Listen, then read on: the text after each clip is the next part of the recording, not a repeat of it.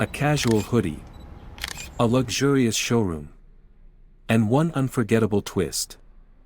What happens when a car dealership manager misjudges the man who secretly owns it all? Darryl pulled into the parking lot of Prestige Motors, the crown jewel of the dealership chain he had recently acquired in sunny Scottsdale, Arizona. The desert heat danced off the shimmering luxury cars displayed out front, their polished surfaces gleaming in the afternoon sunlight. He parked his understated SUV in an unmarked spot at the back and stepped out, taking a moment to take in the sleek facade of the dealership. He didn't dress to stand out, far from it.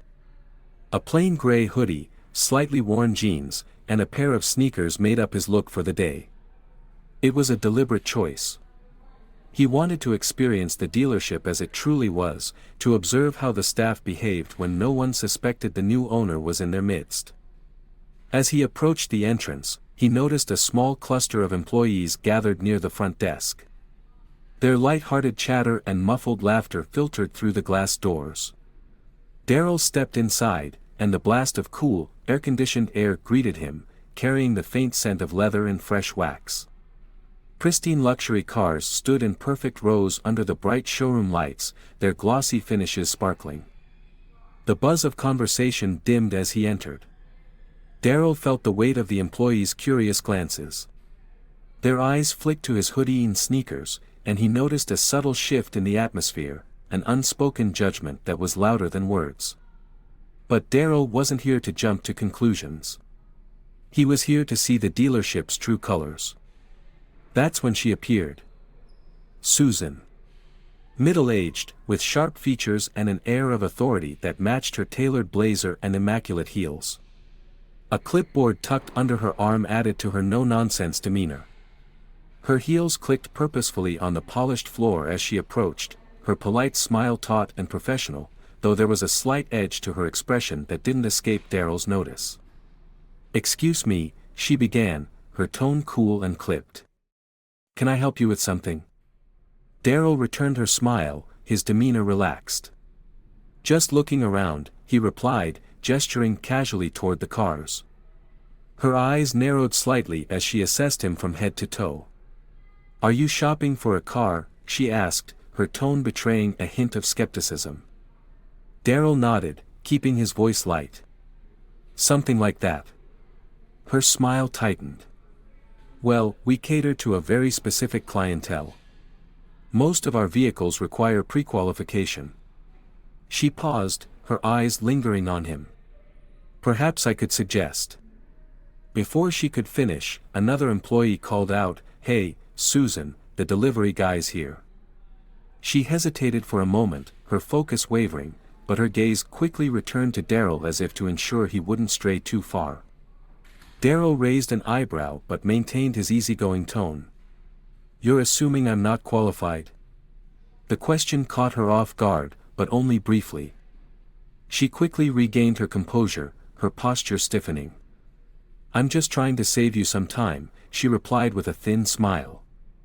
"These vehicles start in the six-figure range. Maybe I can direct you to—" Darryl didn't let her finish.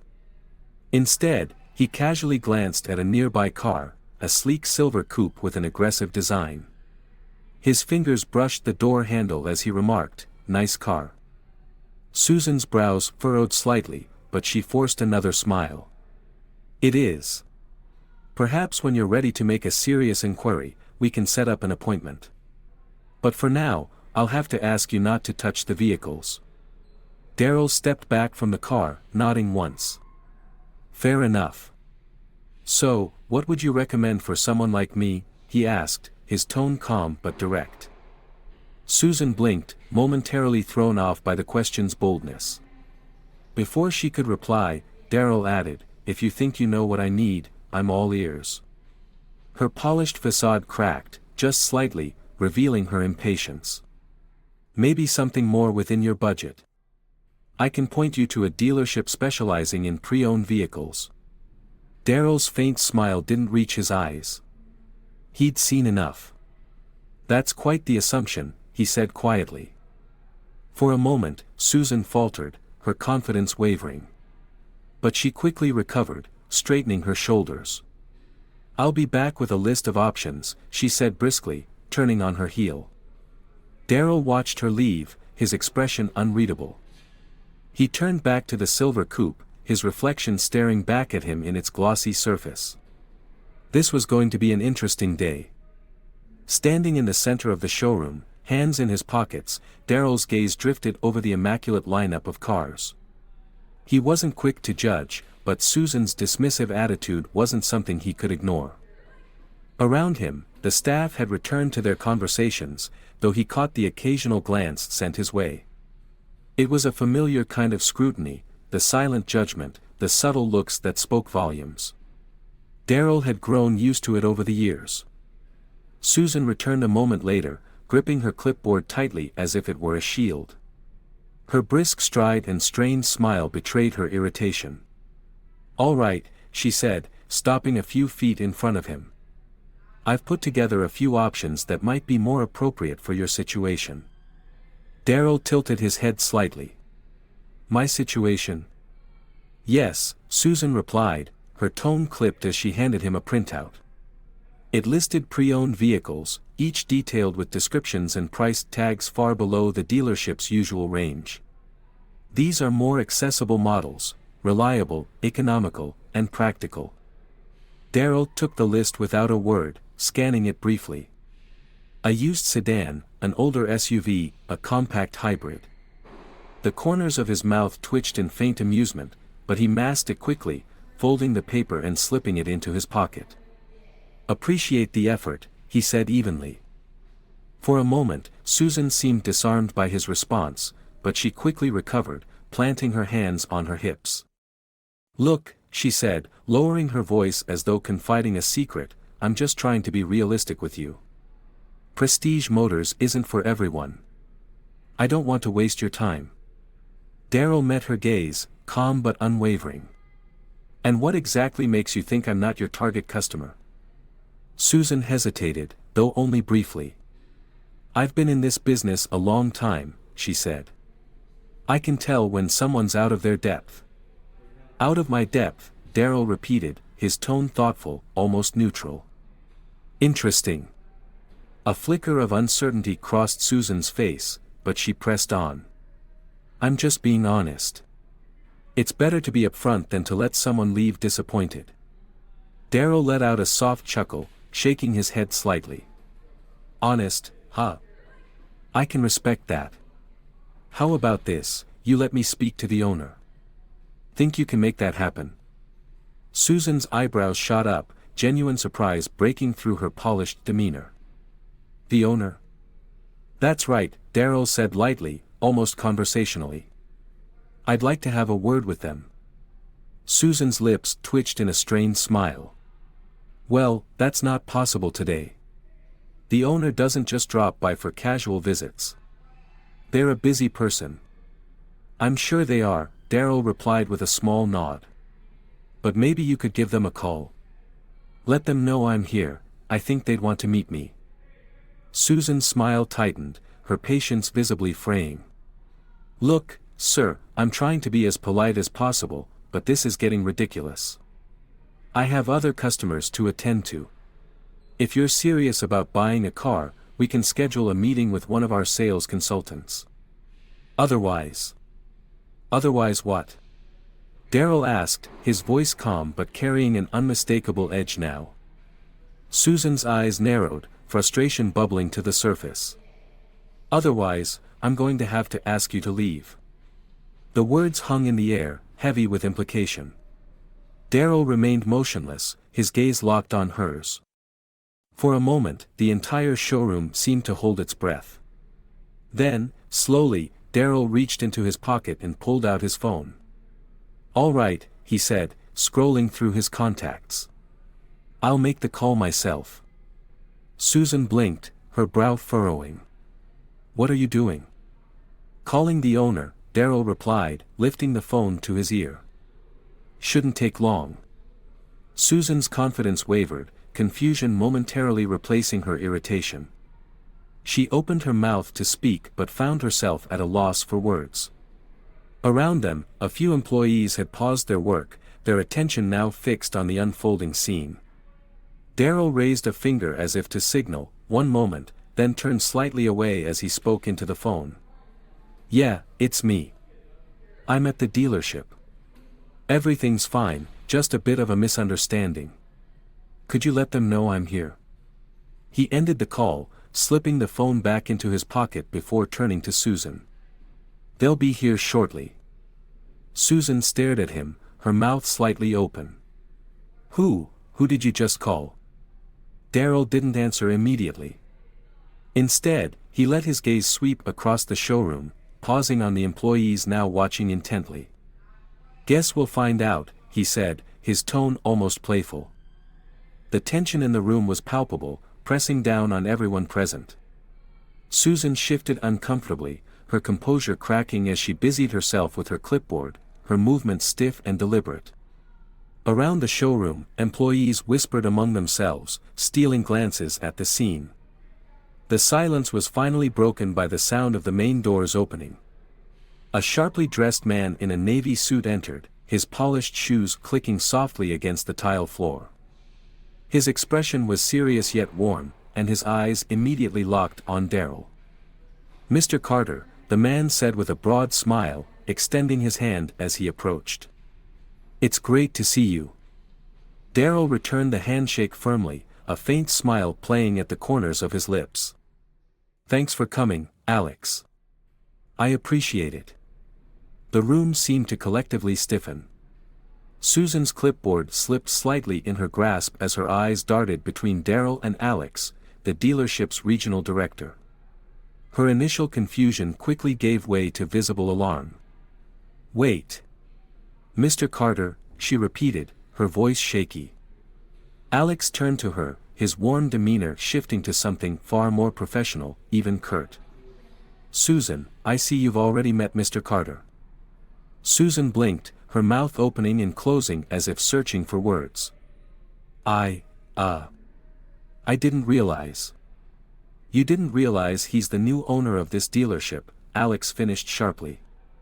His apologetic gaze turned to Darryl. I trust this wasn't the welcome you were expecting. Darryl raised a hand, signaling Alex to stop. It's fine, Alex. Susan and I just got off on the wrong foot.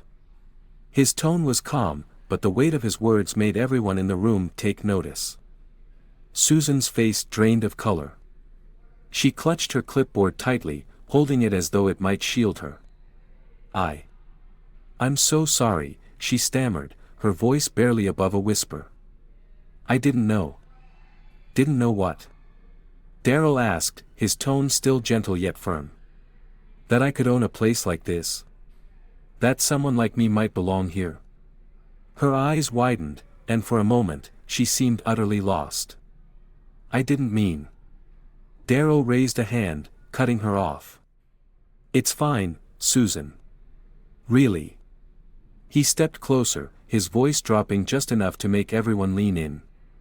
But let me ask you something, if I wasn't the owner, would you have treated me differently? Would I have received the same respect as someone walking in here in a suit and tie? Susan opened her mouth, but no words came out.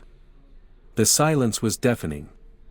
Darryl nodded slightly, as if her silence was answer enough. Turning to Alex, his voice carried a quiet authority. Let's gather everyone in the conference room. I think it's time we had a conversation about how things are run here.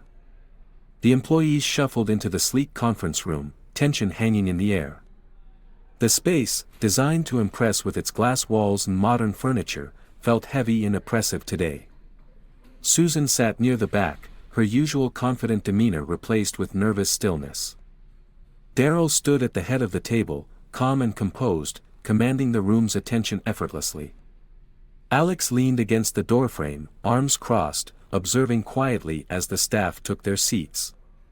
The murmur of whispers faded as Darryl cleared his throat, his gaze sweeping across the group. Thank you all for coming on short notice, he began, his tone measured but firm. For those of you who don't know, my name is Darryl Carter, and as of last month, I'm the new owner of Prestige Motors. A ripple of surprise moved through the employees.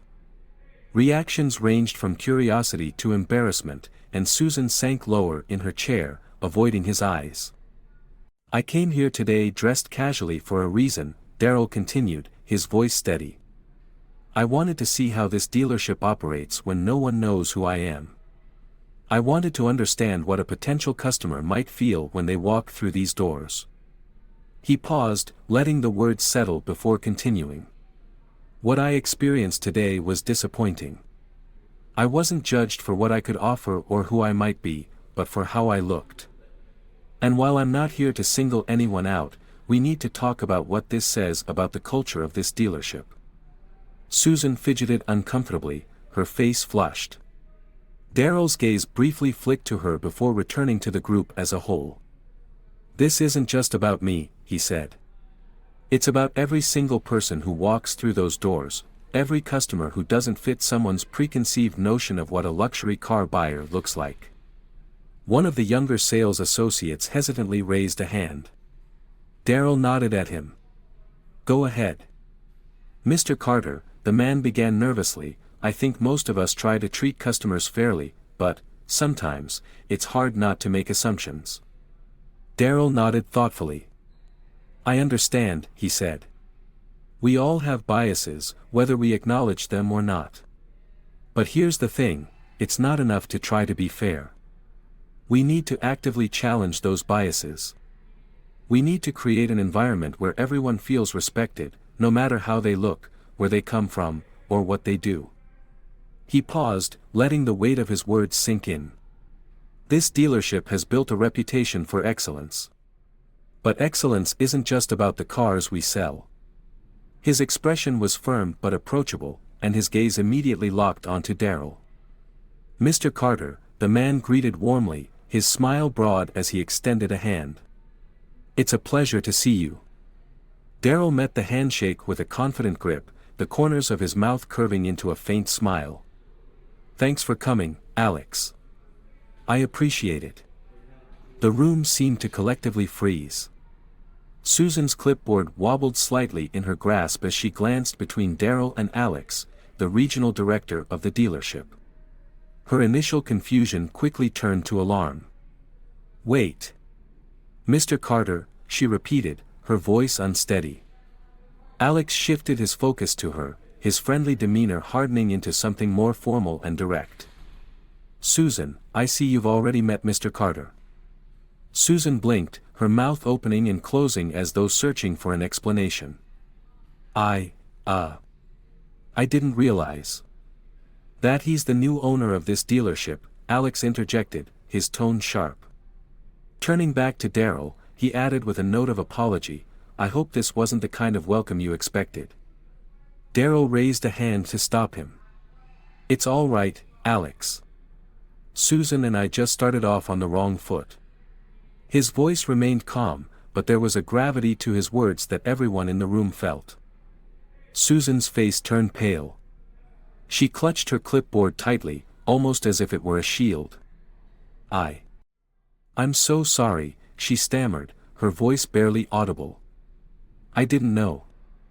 "Didn't know what?" Darrell asked gently but firmly. "That I could own a place like this. That someone like me might belong here." Her eyes widened, and for a moment, she appeared completely lost. "I didn't mean." Darrell held up a hand, cutting her off. "It's fine, Susan. Really." He took a step closer, his voice lowering just enough to draw everyone's attention. "But let me ask you this, if I weren't the owner, would you have treated me differently? Would I have been given the same respect as someone walking in here in a suit and tie?" Susan opened her mouth, but no words came out. The silence was heavy, palpable. Darrell gave a small nod, her lack of response seeming to confirm his point.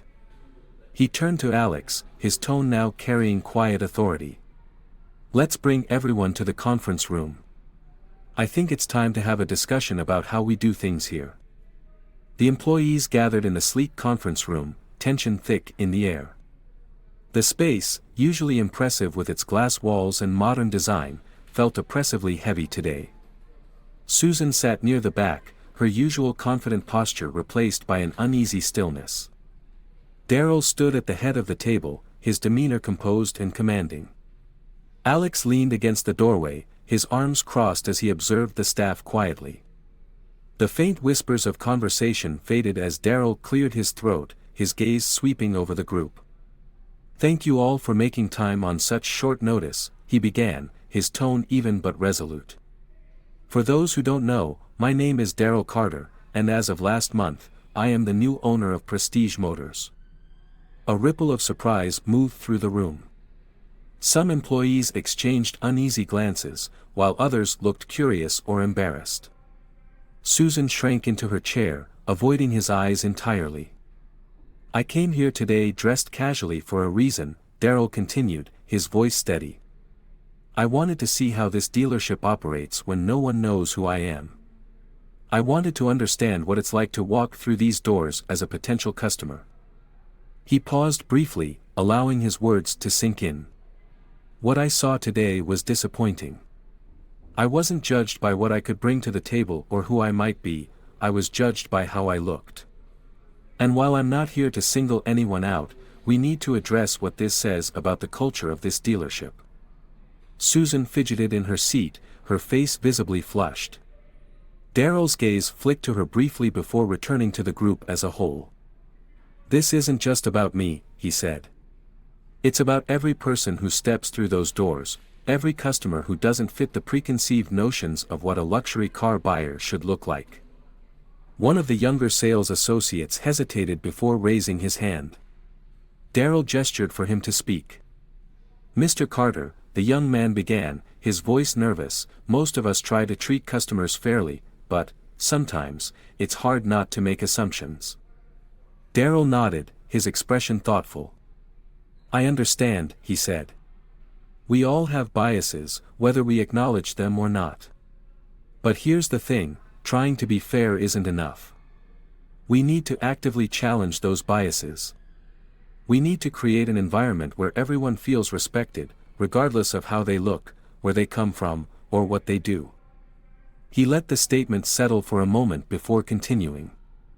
"This dealership has built a reputation for excellence. But excellence isn't just about the cars we sell.